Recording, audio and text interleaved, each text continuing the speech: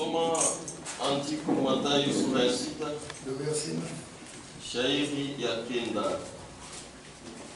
Voici donc comment vous devez prier. Tazama basi namna gani unapasha kuomba. Notre Père qui es aux cieux, Baba yetu aliye que mbinguni, ton nom soit sanctifié, jina lako lisifiwe, que ton règne vienne, ufalme wako uje, que ta volonté soit faite mapenzi yako yafaniwe sur la terre duniani comme au ciel. kama mbinguni. Nous pouvons nous mettre. Tunaweza kukaa.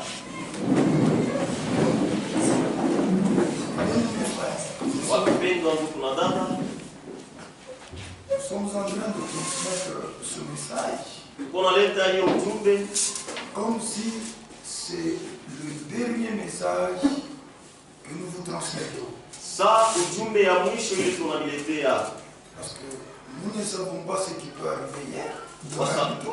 kwa sababu hatujue ile inaweza kufika leo, kesho.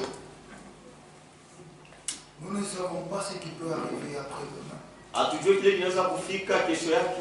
Lorsque nous prêchons, Wakati tuko na mibili c'est juste pour aujourd'hui. ni juu ya leo tu. Amen. Amen. Or, pendant que la parole de Dieu est en train d'être transmise, Japo wakati neno ya Mungu kunahubiriwa, vous devez la suivre avec un esprit de prière. unapaswa kuifuata na roho ya maombi, Parce que tout peut être possible. kwa sababu yote inawezekana.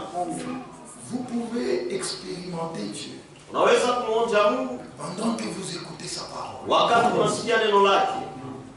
Notre visitation ici, Kumitembelea kwetu hapa c'est pour que celui qui n'est pas sauvé, ni juu ula hayaokolewa qu'il soit réellement sauvé. aokolewe vya kweli, Celui qui n'est pas délivré, ula hayafunguliwa qu'il soit réellement délivré. afunguliwe kweli. Que celui qui est déjà délivré, Ule mwenye kufunguliwa qu'il soit bien affermi. apate kuimarishwa mzuri.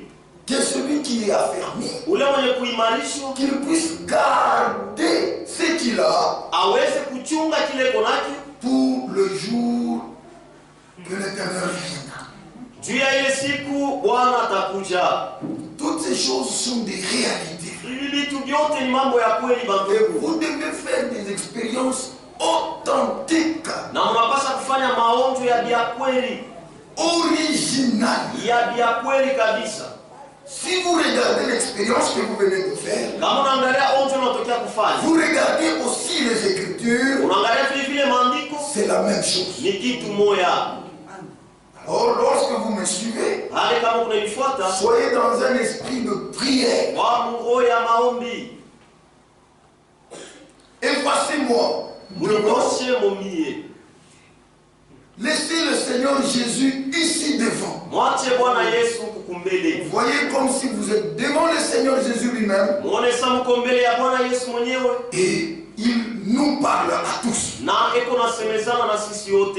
Chaque fois dans la prédication, Kila mara mahubiri il y a des choses qui se passent. unapata vitu vinapitika. Parfois, on pense qu'on est en train d'enseigner aux autres. Mara nyingine utaweza kusema uko nafundisha Mais wengine, lorsqu'on prêche, japo wakati on unahubiri constate aussi qu'on est enseigné au même moment. uko naona kusema na uko nafundishwa. Ça, c'est l'expérience de tout véritable prédicateur. Ile ni onjo ya kila mhubiri Il y yote. a des choses que vous apprenez là devant. Uko vitu vile uko Vous nafunza n'avez pas médité, que vous n'avez pas reçu au dans la kufikiri chambre de méditation. au kuipokea mchumba, Mais vous les recevez aussi là. lakini unaipokea pale kunahubiri. Parfois même, Mara nyingine ça vous reprend aussi. na inakukemea, Mais vous êtes obligé de le dire. lakini kuna shuti ya kuisema.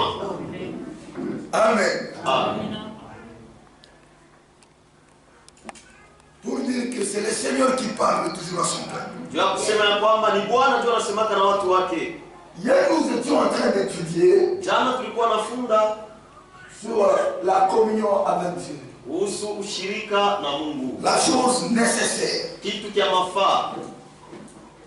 Amen. Amen. Restez en contact avec Dieu. Batie mapatano na Mungu. Cette communion est possible que par sa parole et son esprit. Hii ushirika inawezekana ni kupitia neno lake na roho yake. Je vais essayer aujourd'hui d'entrer beaucoup plus en détail. Nous avons partagé 2 endroits. Le ciel, ça vous intéresse, et la terre. Suivez-moi très attentivement. Dieu lui est au ciel. Il fait ce qu'il veut.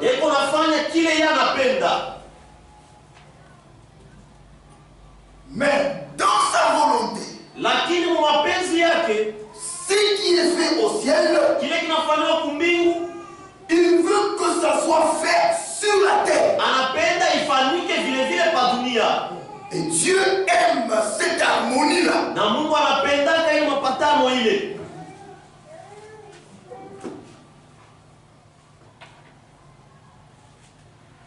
Aujourd'hui, j'aurais aimé que nous puissions voir d'abord comment est-ce que Dieu fait les choses au ciel. Parce que cette volonté-là doit être faite comme elle est faite au ciel. Voilà.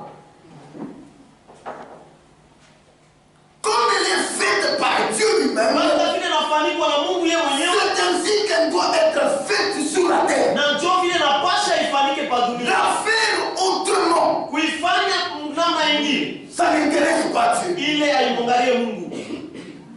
Vous devez la faire comme Dieu le fait. Là, ça devient exact. Amen.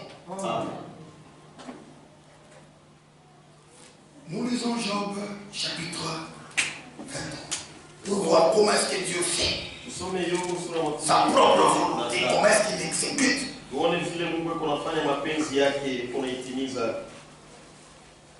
Job chapitre 23, le verset 13.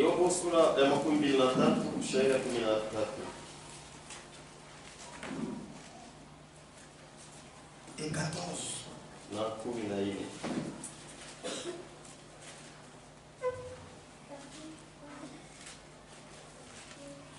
Nous pouvons commencer par le verset 12, mais ça concerne l'homme. Commence par le verset 13. Mais sa résolution est arrêtée. Voilà. C'est ça l'acte volontaire. Dieu a déjà décidé. Et qui s'y opposera? Quand Dieu décide quelque chose, il peut s'y opposer. Je vous le dis, mes frères, personne. C'est que son âme désire. Il l'exécute. Il accomplira tous ses desseins à mon égard. Il en concevra bien d'autres encore. Donc nous voyons que Dieu, s'il veut faire quelque chose, par son esprit, il conçoit. Amen. Dieu conçoit. C'est dans la pensée, c'est dans l'éternité où Dieu conçoit par son esprit.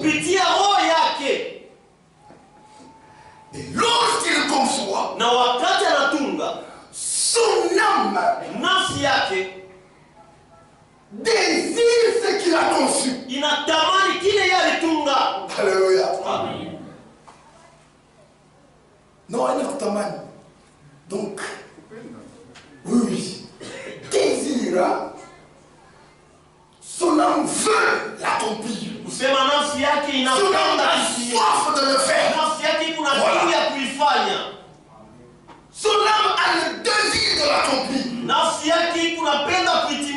Parce que tout ce que Dieu conçoit, c'est déjà une création.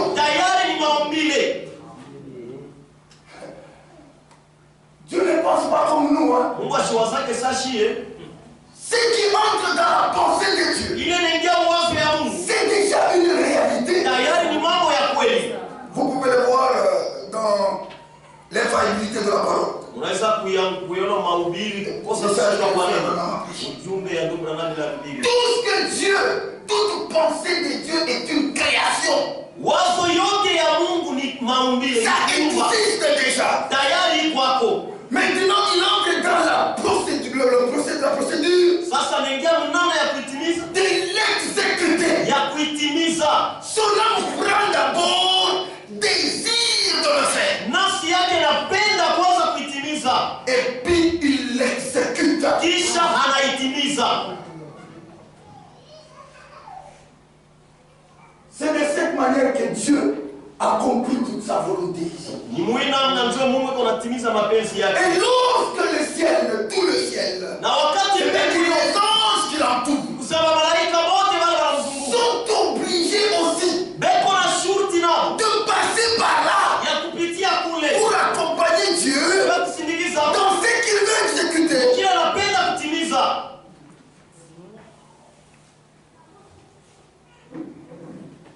Nous pouvons compléter cela avec Jérémie chapitre 33 verset 2. Tunaweza kuongeza ile na Yeremia sura 33. Dieu fait tout par sa parole et son esprit. Mungu anafanyaka kitu kyote kupitia neno lake na roho yake. Il ne le fait pas autrement. Asifanyake namna ingine. Dès que son âme désire, Kama tu nafsi yake inapenda il prononce maintenant la parole. na anatamka sasa neno, Et lorsqu'il prononce la parole, na wakati anatamka neno, son esprit encore roho yake tena le réalise. inaitimiza. Dans 3 2, Jérémie. Yeremia sura 33 shairi ya pili. C'est ça l'œuvre de Dieu. Sinon Ça devient votre propre œuvre. kama pane inakuwa ni kazi yako wewe mwenyewe. Dans 3 2. Ainsi parle l'Éternel. Hivi wa milele anasema, Qui fait ces choses. ule anayefanya maneno haya. L'Éternel qui les conçoit. Wa milele ule kuna mitunga Les exécute. na iko na mitimiza. Lorsqu'il conçoit, Wakati anatunga, Job continue, il dit, son âme prend le plaisir, prend le désir de le faire. Yobu anaongeza kusema nafsi yake inapenda Et il l'exécute. na anaitimiza. Comment il exécute? Namna gani anatimiza? Par sa parole. Ni kupitia neno Quand lake. Dieu parle, Kama Mungu anasema, c'est déjà fini. tayari kunaisha.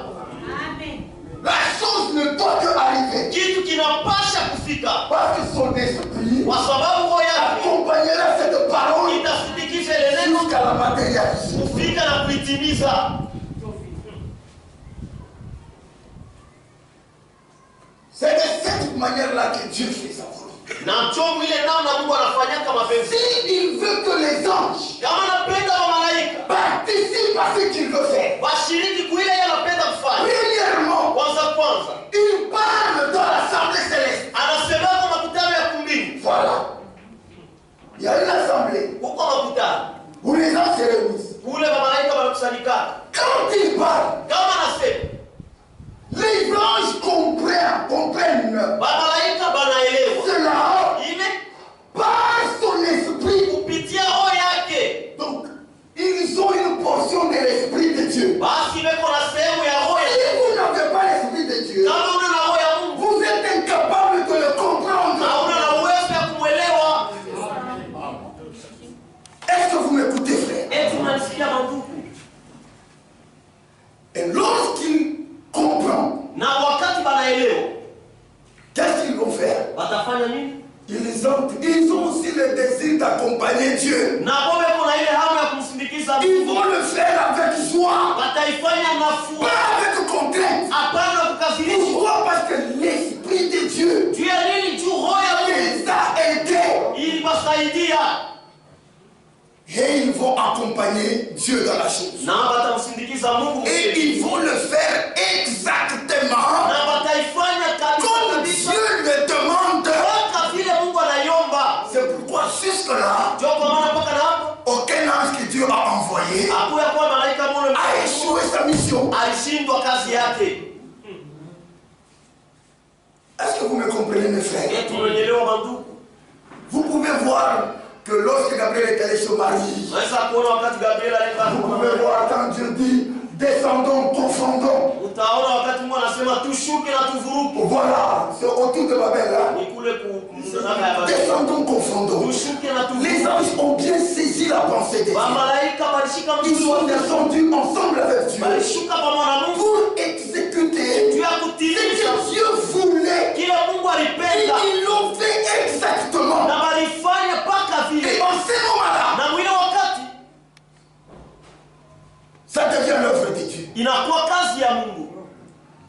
C'est pourquoi quand Zacharie a douté devant Gabriel, Ndio kwa maana wakati Zakaria alishakia mbele ya c'est comme Mungu, si il avait douté Dieu lui-même. kosa alishakia ni mbele ya Mungu yeye mwenyewe, Parce que l'ange est venu par l'Esprit de Dieu. kwa sababu malaika alikuwa katika uwepo wa C'est Bwana. comme s'il avait douté Dieu lui-même. Unaona saa alimshakia ni Mungu yeye En mwenyewe. un moment, quand quelqu'un doute Dieu, Kama tu mtu anamshakia Mungu, il y a une colère qui se déclenche que vous n'avez pas kwa idée. kasirani mwana fanikaka hauna na wazo. Ce qui nous garde, Ile natuchungaza c'est le sang de Jésus-Christ. ni damu ya Yesu Kristo. Parce que quand un homme doute de Dieu, Kwa sababu kama mtu c'est anamshakia comme Mungu, s'il disait itakosa anasema Dieu a menti. Mungu analanda. Et Dieu ne peut pas supporter ça. Na Mungu hawezi kuvumilia ile. Douter de Dieu, Kumshakia Mungu c'est l'insulter. ni kumtukana. C'est pourquoi le doute est une puissance Ndio kwa maana shaka qui ni vous enlève plus bas. ile kuna kushusha chini sana. Alléluia.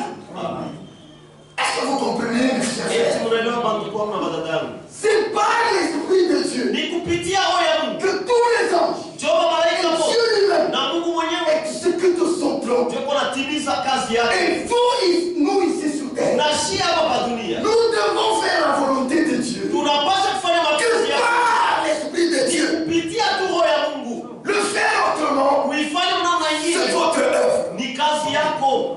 Une petite chose. Lakini tu Pourquoi Dieu veut qu'on fasse tout par lui? juu ya nini Mungu anapenda tufanye yote Pour que kupitia la yeye? gloire lui revienne. Ni juu utukufu Il imurudilie. ne partage pas la gloire avec quelqu'un Na d'autre. kabla yake utukufu wake na mtu La mwingine. gloire est à lui. Utukufu ni yake Il ne huyo. partagera jamais avec aucun homme. Haigawanyake kama na mtu mwingine. Voire même avec aucun ange. Hata na malaika. C'est pourquoi tout ce qui est à lui Ndio kwa maana yote ilikuwa yake. se fait par lui. Inafanikaka kupitia yeye. Et sur cette terre, Na pa dunia hapa. c'est comme ça qu'on doit exécuter la volonté de Dieu. Na ndio vile tunapaswa kufanya mapenzi ya Mungu. Kupitia roho ya Mungu. Est-ce que c'est clair? Eti iko wazi. Vous pouvez le voir. Tunaweza kuiona. Lisons quelques passages bibliques Tusome pour que vous puissiez voir. ili muweze kuona. Commençons par Ésaïe 26. Il y a plusieurs exemples, mais j'en retire quelques. Huko mifano ya mingi tusome Isaya sura ya 10. Ésaïe 26. Isaya sura ya 16. Observez très bien, frère. Le verset 12. Sheria 12. Éternel, Wa milele tu nous donnes la paix. huko natupatia salama. Est-ce que Dieu vous a déjà donné la Eti paix? Mungu anapatia salama. C'est par son esprit qui donne la paix. Ni kupitia roho yake ndio analitaka salama. Car Kwa maana tout ce que nous faisons, yote ile tuko nafanya c'est toi qui l'accomplis pour nous. ni wewe unaitimiza juu yetu. Votre main est ferme. Ni yeye ya chini. Alléluia. Tout ce que nous faisons, Yote ile si tuko nafanya c'est lui ni yeye. qui l'accomplit Wewe unaitimiza pour nous. juu yetu. Amen. Quand le monde nous regarde, Wakati dunia quand inatuangalia, ton frère te regarde, wakati kwako nakuangalia, il voit que c'est toi qui accomplis. eko naona sema ni wewe unatimiza. Mais toi, Lakini il wewe sait que unajua kusema il y a quelqu'un en moi qui accomplit ces choses. unatimiza ile kitu. Parce que si c'est toi qui l'accomplis, Kwa sababu kama ni wewe unaitimiza, tu vas t'énerver. utashirika, Tu vas te glorifier plutôt. utajitukuza mrehemu. Je vais vous montrer quelque chose. Permettez mon frère. Parfois, on a besoin de communiquer avec l'Assemblée. Permettez-moi. On a, lorsque nous sommes dans l'église, si on attrape un frère en flagrant délit d'adultère, il y a toujours eu deux réactions dans l'église. Il y a un groupe qui s'énerve. Pourquoi le frère a fait ça? Ben, c'est un diacre. Non, il faut que le pasteur prenne la discipline. Il faut. Non, et souvent, il entraîne aussi un autre groupe qui parle aussi comme lui. Vous savez pourquoi? Parce qu'ils sont sûrs que les œuvres qu'ils accomplissent, ils accomplissent par eux-mêmes. Ils se connaissent au minimum, ils ont caché une voiture. Alors il s'élève. Mais celui qui était adulté, que le Seigneur a délivré, il ne le fait plus. Quand on lui dit que quelqu'un d'autre vient de l'accomplir, sa réaction est tout autre. Il a pitié. Il s'est dit, est-ce qu'il ne comprend pas que le Seigneur délivre? Jusque-là, il n'a pas encore donné sa vie à Christ. Voilà ma question que vous m'étiez posée. Parce qu'il sait que s'il dit comme lui, mais moi le Seigneur m'a délivré. Donc c'est possible aussi que le Seigneur me délivre. Et il est prêt à donner à son frère une autre seconde chance. Et quand je vois ces deux groupes dans l'église, je comprends que celui-ci, ce sont ses propres œuvres. Il se glorifie d'avoir réussi. Mais réellement, il n'a pas réussi. Alléluia. Est-ce que l'église comprend? Tout ce que vous devez accomplir, ça doit être le Seigneur qui le fait au travers de vous. C'est alors que vous pouvez le faire avec joie. Est-ce qu'on peut lire un autre passage? Regardez Ézéchiel chapitre 2. Quand Dieu te demande quelque chose, il veut que tu restes dans sa présence jusqu'à ce que son esprit entre en lui, en toi, pour que tu puisses faire ce qu'il a demandé. Alors là, ça devient son œuvre. Il se glorifie plus. Oh frère, pardonnez-moi. Je ne sais pas si j'ai cassé le micro. C'est toujours comme ça. Excusez-moi, frère. Amen. Ézéchiel. Chapitre 2. Alors, ça peut se réparer, mon frère? Ok. Ok, frère, allez-y.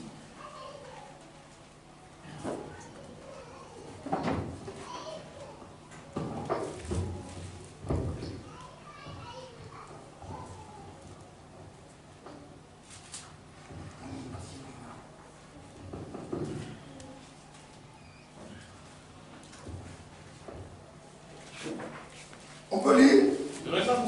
Écoutez. Le verset 1. Vous êtes là? Il me dit, fils de l'homme, tiens-toi sur tes pieds. Ézéchiel, il se levait tous les jours. Il se tenait debout tous les jours. Ce n'était pas un paralytique. Mais ce jour-là, Dieu ne voulait pas qu'il puisse le faire par son effort. Amen. Il lui dit, tiens-toi sur tes pieds. Et je te parlerai.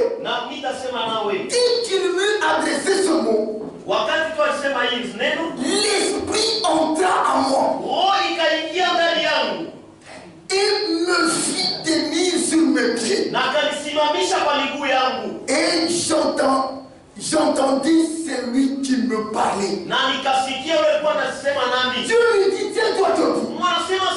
Lui entend. Et l'esprit entend en lui. C'est l'esprit de Dieu. Et le fit tenir sur ce pied. Pour lui dire que Dieu n'a pas besoin de son effort. Dieu a besoin que son esprit puisse accomplir ce qu'il dit. Seul l'esprit de Dieu peut accomplir ce que Dieu dit fidèlement. Peut-être le frère John est en train de dire des choses que Branham n'a pas dit. Voyons d'abord comment puis-je les dire.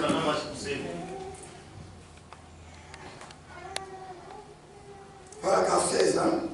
Je n'ai pas écouté les citations, mais il y a des fois que je lis L'hésitation pour que l'église puisse comprendre. C'est l'unique façon de vaincre. Par le baptême du Saint-Esprit. C'est tous ceux qui sont sous le sang répandu qui sont des vainqueurs. En effet, vous ne pouvez pas vaincre par vous-même. Amen. Vous ne pouvez pas vaincre. Il doit y avoir quelqu'un à côté de vous qui n'a jamais été vaincu. Et celui qui n'a jamais été vaincu, c'est le Seigneur Jésus-Christ.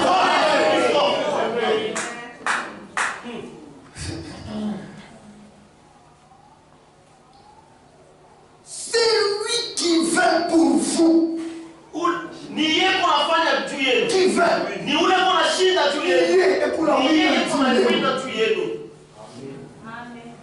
Amen.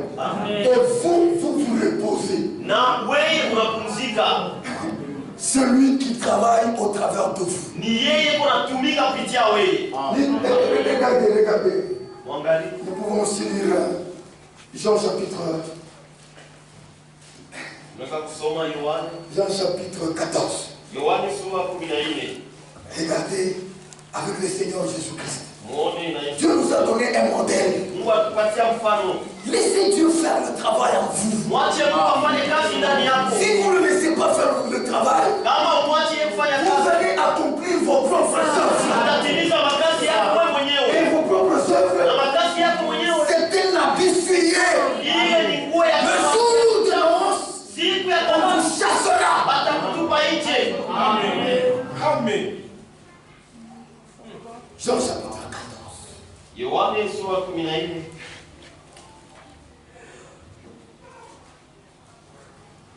Regardez cette écriture.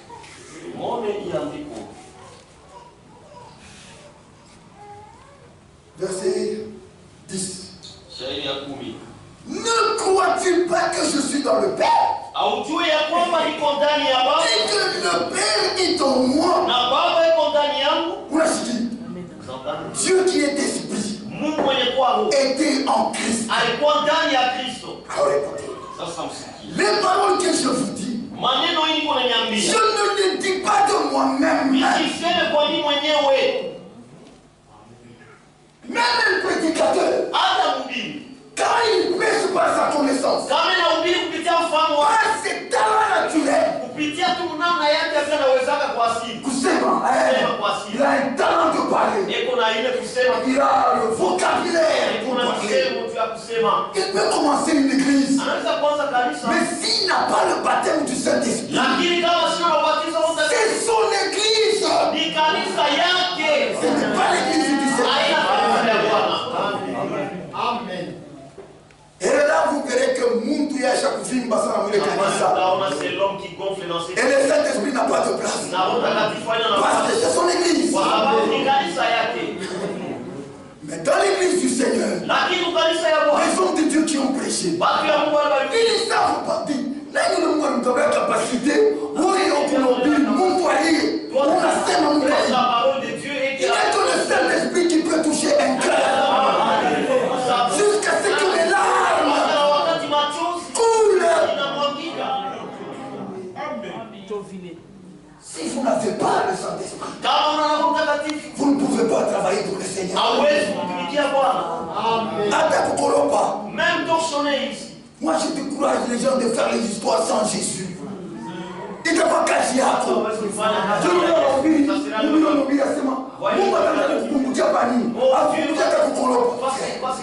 ce sont des enseignements qu'on a donnés à une dénomination. Ici, Dieu se rappelle que nous, à cause d'une seule chose, l'alliance est déconnaissable. Il faut être dans cette alliance. Vous ne serez jamais oubliés. Je travaille dans la maison de Dieu pour cette alliance. Ce sont des choses simples, mais qui passent outre des docteurs. Il faut comprendre. Il faut que le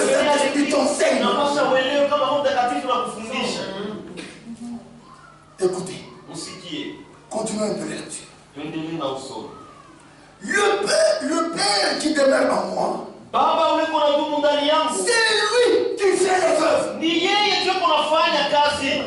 Alléluia. Amen. Qui accomplit les œuvres? Ni nani anatimiza kazi? C'est le Père qui est en lui. Ni Baba ule ndani yake. Amen. Lisez Jean chapitre 15. Usome Yohana sura 15. Vous êtes mes frères? Regardez dans l'écriture, c'est écrit là-bas. Wangalia maandiko imeandikiwa mule. Écoutez, Msikie. verset 5. Shairi ya tatu. Je suis le cep. Niko mti. Vous êtes les sarments. Mweye muko matawi. Alléluia. Amen. Le sarment vit de la vie du cep. Matawi inakalaka naishi na uzima wa mti. Oui. Ndio. Mwabariki ndugu. Bushima matawi shina bushima bwake. Le serment n'a pas sa propre vie. Bushima bwake ni bushima bwa muchi. Sa vie c'est Lui la est connecté vie. kwa muchi. Lui est connecté là. Maintenant à cause c'est le cep. Shiki. Sasa mti inasaidia kunini? C'est lui qui demeure en moi. Ule atadumu ndani yangu. Et en qui je demeure. Na ule ndani yake nitadumu. Est-ce qu'on peut relire? C'est lui qui demeure en moi. Ule atadumu ndani yangu. Et en qui je demeure. Na ule ndani yake nitadumu. Porte beaucoup de fruits. Atakuwa na matunda mengi. Écoutez la phrase qui suit. Sikia. Car sans moi, Bila mimi vous ne pouvez rien faire. hawezi kufanya kitu. Sans lui, Bila yeye vous ne pouvez rien faire. hawezi kufanya kitu. Incapable. Hamna na uwezo. Incapable. Nous sommes tous des incapables. Si bora tuna uwezo. C'est de cette manière que tu dois venir à l'église. Ni mwina Comme unaanza un incapable. Tout celui qui se sent capable, ule wote ni tuna wa uwezo. Dieu n'est pas dans cette gloire. Vous savez, les fruits, c'est quoi? Les œuvres sont les œuvres. Matunda Vous ni. pouvez les lire dans Jérémie chapitre 17. Unaweza kusoma Yeremia sura 17. Les fruits et les œuvres ne tiennent toujours moins, mes frères. Matunda na makazi ni c'est la même chose. Jérémie 17. Yeremia sura 17. Quand on parle souvent des œuvres de puissance, Unaona kama les gens pensent que les œuvres de puissance ne sont pas pour la mouche à bilema, c'est seulement les pour aveugle. prières. Même wakati Ndumba anakuya, tu ne couches pas avec lui. C'est une œuvre de puissance. Na hawasharatike naye ni. Wewe mtu mwanaume, il ne peut pas résister devant une femme. Mwanaume hawezi kukangana mbele ya mwanamke. Si vous arrivez à résister, Kama unafika c'est-à-dire en vous, il y a quelqu'un. sema ndani yako uko C'est une œuvre de puissance. ni kazi ya uwezo. N'est pas menti.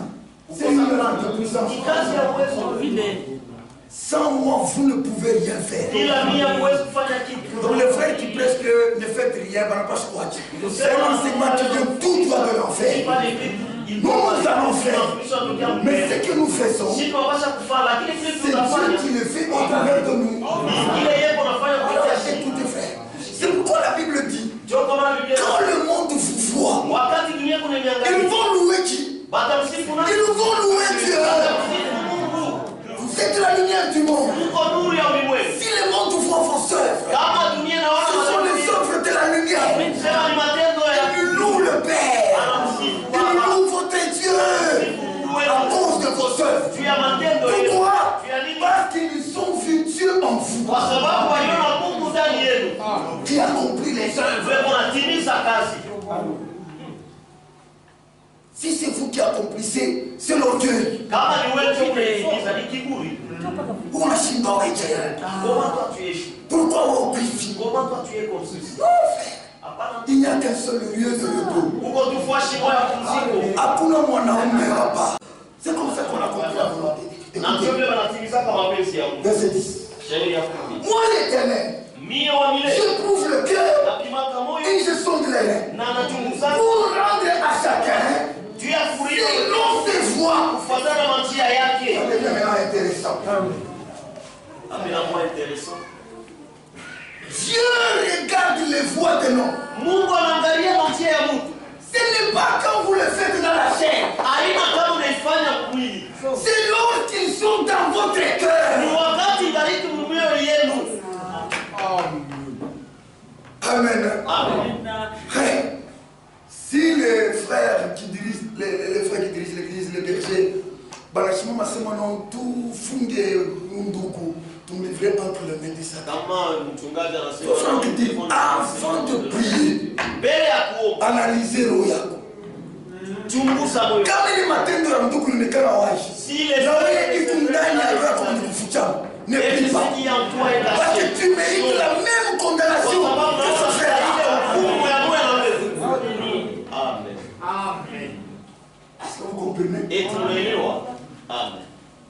Terminons d'abord l'écriture. Tumalize kwanza andiko. Pour rendre à chacun selon ses voies. Tu as kulipa kila mtu kufuatana na njia yake. C'est le fruit de ses œuvres. Kufuatana na matunda ya makazi yake. Même les fruits. Hata matunda. Ça s'appelle fruit de l'esprit. Ce ne sont pas les fruits. Haina matunda yangu. C'est le fruit de l'esprit. Matunda ya roho. Il faut avoir l'esprit en vous. C'est unapaswa kuwa na roho ndani yako. Les fruits. Tu as kutoa matunda. Amen. Amen. C'est ce qui s'est passé avec Adam. Ndio ile ilipitikana na Adamu. Regardez frère. Muone ndugu. Hier nous avons dit. Jana tulisema. Dieu a créé Adam. Mungu aliumba Adamu. Voilà. Tous les enfants d'Adam sont comme ça. Batoto ya Adamu bote beko hivi. C'est ça que vous les connaissez là. Unajua hivi. Mon frère Branham qui les a imprimis. Ni ndugu Branham ndio alifiatula. Ça c'est le corps. Hii ni mwili. Ça c'est une sens. Iko na milango tano. Ça permet à cet homme esprit Iko na ruhusu kwa huyu mtu roho de communiquer avec la terre. ya kuingia mapatano na dunia. Amen. Amen. L'esprit aussi est composé de l'esprit et de l'âme. Roho nayo imetungwa na roho na nafsi. Dieu peut parler Mungu anaweza kusema à cet homme intérieur kwa huyu mtu wa ndani sans passer par le corps. bila kupitia mwili. Dieu peut communiquer avec lui. Mungu anaweza kusema na huyu mtu wa ndani. Comme par exemple les visions. Kwa mfano maonyo. Les visions ne passent pas par ce corps. Maonyo yapitia kwa mwili. Ça passe directement par l'esprit. Inapita kama na moyo wa L'homme qui voit son esprit voit. roho yake, roho ya mtu inaona. Amen. Amen. Ou inspiration. Quand quelqu'un reçoit une inspiration, ça ne passe pas par le corps. Ça passe directement par l'esprit. C'est comme ça que Adam était. Mais pour accomplir ce que Dieu voulait, Dieu a placé son esprit dans cet homme. Vous pouvez le voir dans Éden de Satan. Cet esprit-là, l'esprit de Dieu, permet à l'homme de comprendre Dieu. Donc, d'être attentif à Dieu. Ensuite, de le comprendre. Et lui permet d'avoir la force de faire ce que Dieu a demandé. Sans l'esprit de Dieu, vous êtes incapable de faire ce que Dieu demande. Vous pouvez le voir dans Genèse chapitre 1. Chapitre 2 plutôt.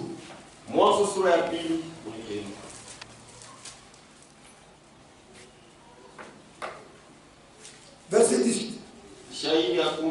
L'Éternel Dieu dit, il n'est pas bon que l'homme soit seul. Je lui ferai une aide semblable à lui. L'Éternel Dieu forma de la terre tous les animaux de champ et tous les oiseaux de champ. Et du ciel plutôt. Il les fit venir vers l'homme. Un homme qui a le baptême du Saint-Esprit.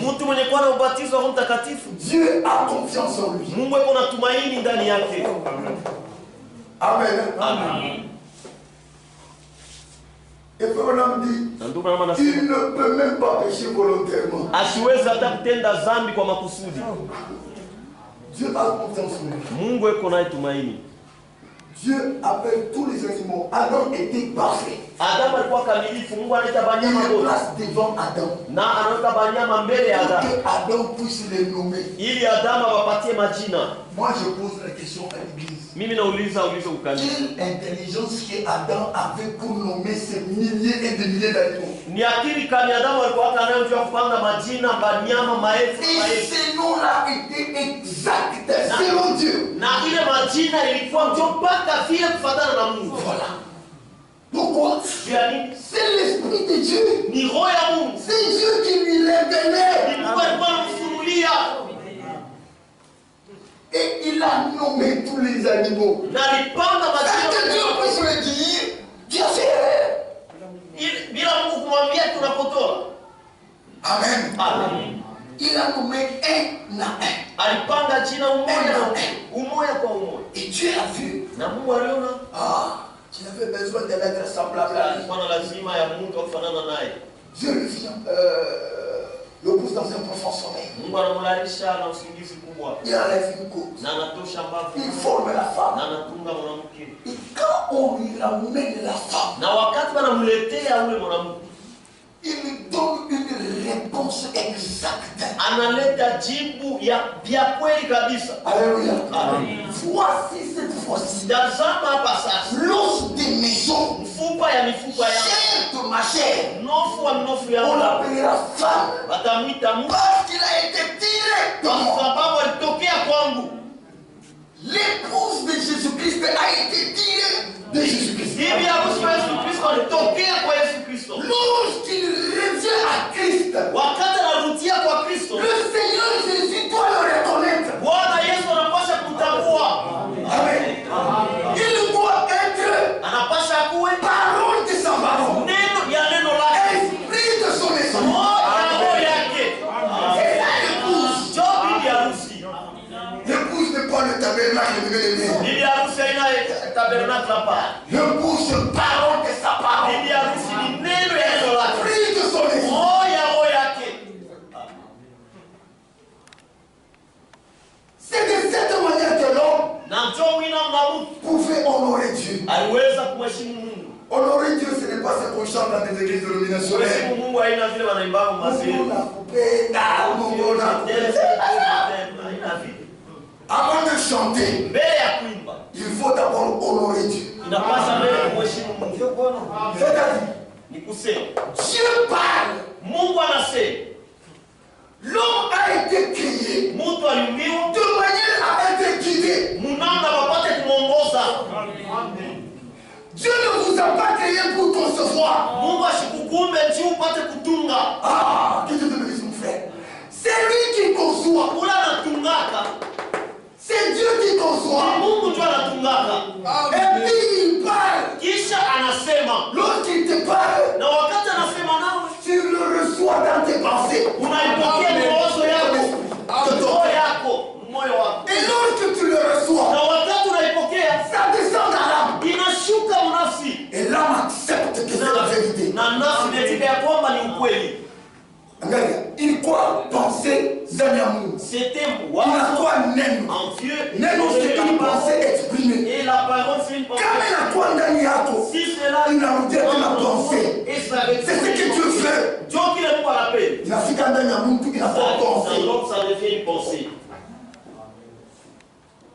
Maintenant, l'Esprit de Dieu Ça, ça roho ya Mungu te donne le désir. inakupatia Quand tu as cru, inakupatia amu. Sa vile uliamini, l'Esprit ya Mungu anaweza ikushifika kwa mwili. l'esprit de Dieu fait le Inafanya zinakuwa na le désir. et ça fait que ça devient Ça te inakuwa soif. ça fait de la kwa kiu. Dieu ne peut pas agir sans soif. Mungu hasiwezi kutenda bila kiu. Et c'est alors qu'on appelle une sainte soif. Na ni pale wanaita kiu C'est takatifu. comme ça que l'homme fonctionne. Na ndio vile mtu anatumika. Proverbe 23 dit, Mezali sura makumi mbili na il tatu. est comme la pensée de son cœur.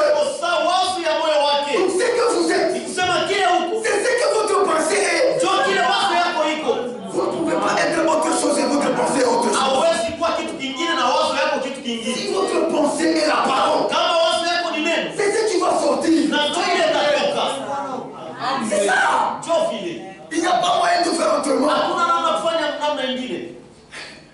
Frère, Ndugu, Na shetani anajua que c'est ça la force ya kwamba njoo nguvu de l'homme. ya mtu. Parfois, on ne connaît pas bien tous les problèmes à faire. Mara nyingine ne connaissons pas les choses importantes. Unatafuta kwanza na kuruka mkanisa. Tu veux commencer même Unatafuta kwanza na tu kuprofetiser. veux même Avant que mambo Mungu vile. on commence par les choses de Dieu. Mambo Comme ça. Mungu faut yanza par le Les commencement. choses de Dieu wanapaswa kuanza kumwanzo. Tel que ma pensée a koiko, Dieu le wiko. Baka vile wazo yako c'est pour ça que tu es. C'est ça toi homme. Pensée, il cœur, il la force ou ça. Le cœur a une grande force. Allez. Amen. Jésus dit, Yesu anasema la bouche ne parle que ce qui vient dans le cœur. kinywa inasemaka nikitokea kwenye moyo. Mtu yeyote Tout homme entier. ekuenda msonsi ile mawazo yake, mawazo ya roho yake. Il va dans le sens où vont ses pensées. Ndio vile. C'est comme ça. Ndio le sens kunaenda. Et c'est là que les sens Ni sens ile mawazo yako inaenda. c'est le sens où vont tes pensées. Ndio vile ne peut pas nous fonctionner. Et c'est comme ça que l'homme Il ne peut pas se guider seul. Asiwezi kujiongoza yeye mwenyewe. Regardez lorsque nous naissons dans le monde. Mwana wakati Nous tunazaliwa recevons l'esprit du monde sans voler votre main. tunapokeaga roho ya mtu. Frère, nous ne pensons que pas comme les barrières comme on a pensé. Tunawazaka kufuatana na ile ce qui a été mis dans notre Là, vie. Dieu veut tout la vivre. Et c'est comme ça que nous vivons. Nous vivons selon la tradition. Tuko naishi kufuatana Avant un modèle à pouvoir là. Tu n'as pas Modèle à ton pouvoir là, tu imites, tu vois. de t'habiller ou kufuatilisha. Comment est-ce que. Fallait le voilà. Elle se met à fumer tout le monde. S'habille en Oh, c'est bon, hein. Ah, ni mzuri. C'est ça l'esprit de l'homme. Ndio roho ya mtu hivi. Il est fait, il a été créé pour être guidé. Aliumbiwa juu apate Mais kumuongoza. Dieu l'a créé pour que lui puisse le guider. Lakini Mungu alimuumba ni juu yeye Mungu apate Mais kumuongoza. Satan l'a détourné. Lakini shetani anamuendesha Là, il est guidé par le monde. sasa kunaongozwa na dunia. Il est guidé par une autre puissance. Anaongozwa na uwezo mwingine. Et vous voyez, comment est-ce que Satan vous trompe? Namna kabisa. Surtout la jeunesse. Zaidi kuyapiana. On vous dit que non, Dunia, comment on voit les vrais Dunia, on a Si tu ne t'habilles pas comme le monde, ça. on emploie ça dans des mots en Mzouri. Modernité, Oh. civilisation. Kizungu. Toi, tu es comme un villageois. Comme ça, villageois. C'est pour te décourager. Il doit kutosha nguvu. Alléluia. Amen. Ceux qui s'habillent comme Dieu, Bale wanafuata samu. comme Dieu le veut, Sasa vile Mungu yanapenda. ils s'enterreront dans une file Wataingiaka mtaa qui n'a jamais existé sur cette terre. Ce sont les véritables citadins. Wale ni bakati wa vya kweli. Ils appellent la nouvelle Jérusalem une ville. Mungu anaita Yerusalemu mpya town. Alléluia. Mais Satan vous trompe. Lakini shetani Vous anakula. voulez vous habiller comme le monde. Unatafuta On kufuata vous dit vous êtes en retard. C'est la civilisation. C'est la ni modernité. kizungu. Mais en réalité, c'est la mort. Lakini kwa kweli Emballé dans un paquet qu'on appelle civilisation. kuiweka tu Modernité. civilisation, mode kizungu. Itwa. Amen. Amen. Amen. Amen. Est-ce que vous comprenez mes frères? Et tunaelewa bantu yangu. L'homme a été fait pour être guidé. Mtu aliumbiwa mtu apate Par la parole et par l'esprit de Dieu. kupitia roho na kupitia neno la Mungu. C'est tout ce qu'il sait faire. Na ndio kila anajua kufanya. Maintenant, Adam a failli à cette mission. Sasa Adamu alishindwa kwenye kazi. Le serpent savait. Shetani nyoka Il alijuaka, est venu s'attaquer à la parole. alienda kukombanisha neno. Il savait que comme il a mangé la maladie, il t'a chindagana. Alijua kusema si Aussi longtemps qu'il est connecté à Dieu. wakati wote eko mwenye kuungana na C'est Mungu. possible. Haiwezekani. Amen. Amen. C'est pourquoi Dieu dit Ndio kwa maana Mungu anasema, de garder ton cœur plus que toute autre chose. chunga moyo wako kupita vitu Vérifie vyote. bien ce qui est dans ton cœur. Chunguza mzuri mzuri ile kwa moyo wako. C'est ce qui fait ton échec. Ndio ile unafanya ushindwe. Il me dit que c'est mon tour dans un taftakage. Yes, je Mon vous pas changer dans ton taftakage. L'homme commence par chercher le travail. L'homme commence par chercher à entrer en Quand communion. vous entrez en communion avec Dieu, Dieu vous guidera. Mungu atakuongoza. Frère, c'est que vous avez besoin de travail, vous avez besoin de vous marier, Anajua vous kusema avez kwa besoin lazima ya kazi d'entrer en communion avec lui. Ingia ushirika naye. Ne gardez dans votre cœur que la parole. Chunga mdomo moyo wako neno ya Mungu Ça, nous tu. allons le voir demain. Ile tutaiona kesho. Mais écoutez, Ça, c'est que je termine. Satan est venu Shetani briser cette communion. kuvunja ile ushirika. Je ne suis pas le premier prédicateur qui le dit. Sina mhubiri wa kwanza Vous en savez. unaijua. Il est entré par Ève. Aliingia kupitia hao, Il a séduit. alimtongoza Et l'homme a été séduit. na mtu naye alitongoza. Et ils ont douté de Et quand ils ont douté de Dieu, directement, le Seigneur a réagi. Frère, l'Esprit de Dieu est sensible au doute. Ma pensée a besoin de attention. Les penseurs devaient tirer attention. Je me souviens d'une brochure où Frère dit, l'ange lui dit, à ce moment où on est chassé, et qu'on a crié un coup sans ma présence. Crie fort dans ma présence. Pour Dieu, œuvre, n'y pensait déjà. C'est déjà une pensée. Il n'y pensait pour Dieu, n'y œuvre. Ce qui est dans la pensée, c'est ça. C'est quand ça germé dans ta pensée. C'était prostitué dans l'hôtel. Nous nous voyons William Hôtel. Mais Dieu t'a déjà rejeté sa main. Le jour où tu as conçu cette pensée, quand l'on a quitté la volonté de Dieu, il s'est coupé lui-même. Écoutez ce que Dieu dit. Dans Genèse 3, faisons cela dans les 5 minutes. Genèse chapitre 3.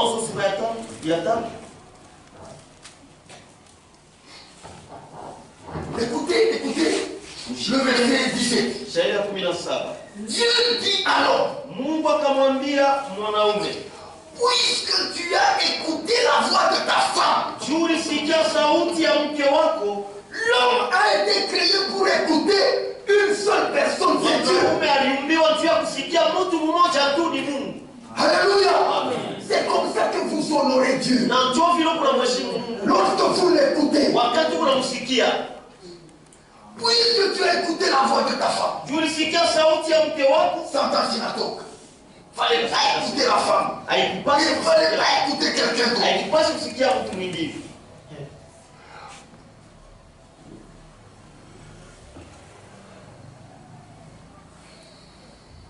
Dites-le, verset 17. Ok. Puisque tu as écouté. Et que tu as mangé de l'arbre au sujet duquel je t'avais donné cet ordre. Tu l'as mangé la voix. Le sol sera maudit à cause de toi. Parce que tu as écouté. Le sol est maudit. C'est en cause de peine que tu en tireras ta nourriture tous les jours de ta vie. Il te produira des épines et des ronces.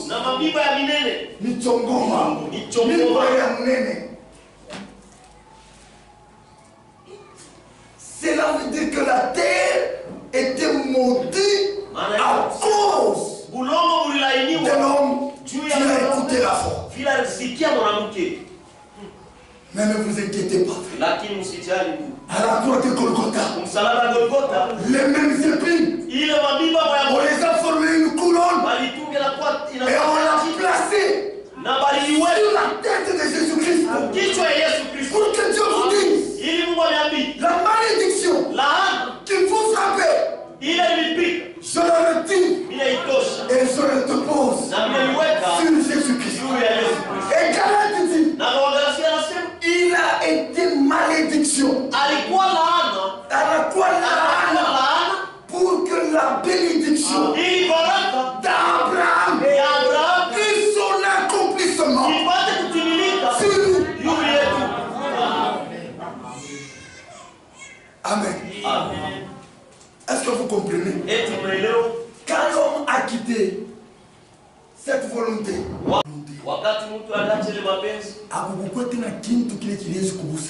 il n'y avait plus rien qui pouvait l'aider. C'était une mort définitive. Amen. Parce que mon loi, il y a rétablissement. Dans la loi, il y a kurudisha. Il faut qu'il fasse mapenzi ya Mungu ndio kitaweza kurétablir. Il faudrait qu'il y ait la volonté de Dieu qui soit accomplie, c'est alors que cela sera rétabli. C'est-à-dire quoi? Regardez le soleil. Le soleil. Mungu Dieu l'a créé pour éclairer. N'est-ce pas?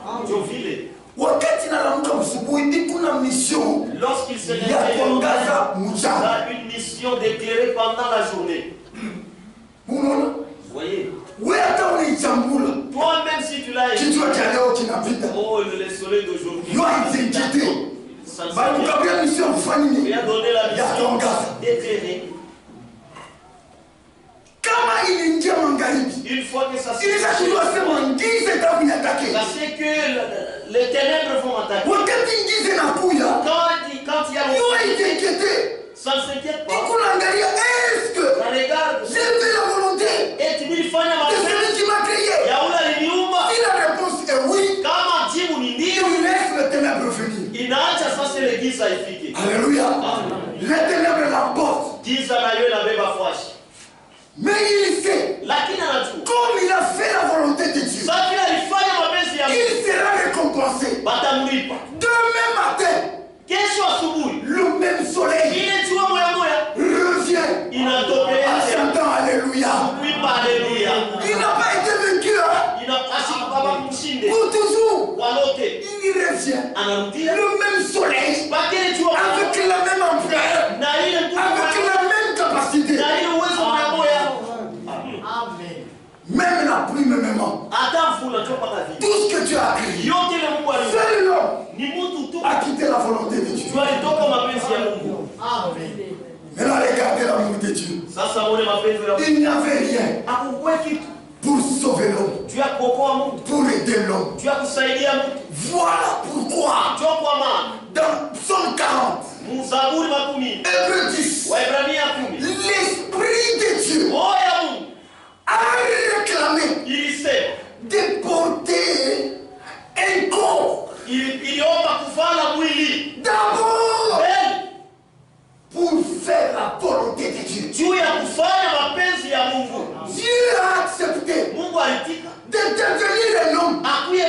Pour que Dieu devienne un homme, c'est une honte. Dieu s'est revêtu de la chair humaine. C'est une honte. C'est un corps de honte. Mais Dieu a accepté d'entrer dans ce corps pour faire sa volonté.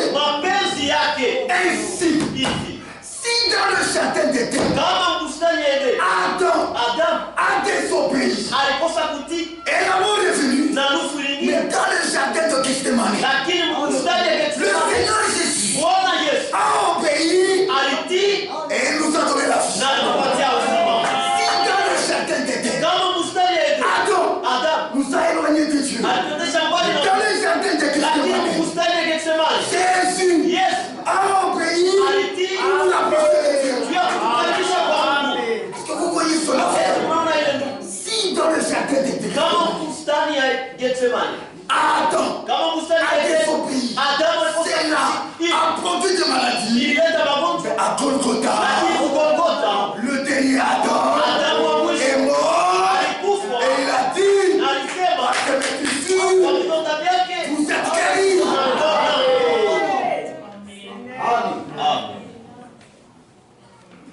C'est comme ça que Dieu est venu nous secourir. Lèvons-nous et remercions le Seigneur.